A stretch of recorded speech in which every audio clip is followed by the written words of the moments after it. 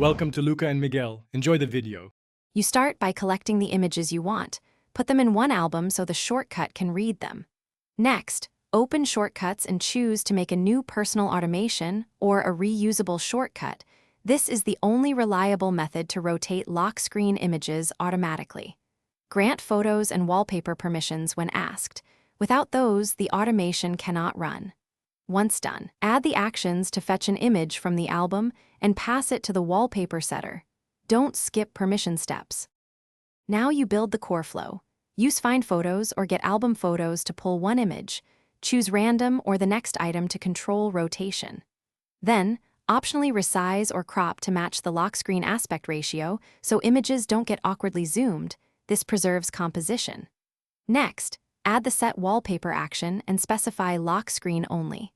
Make sure you enable Show Preview if you want to confirm each change. Otherwise, it will apply automatically. Test once to verify framing and timing. Finish by choosing how the change happens. Schedule a time, use charging or morning routines, or run the shortcut manually. Set Ask before running based on whether you want confirmation. Run the automation 2-3 times to confirm it picks different images and applies them correctly. If it doesn't change the lock screen, make sure Shortcuts has photos and wallpaper permissions, verify the album contents, and reboot the device. Re-granting permissions often fixes silent failures. If problem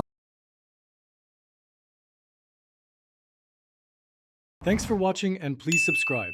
It's the best investment you'll ever make.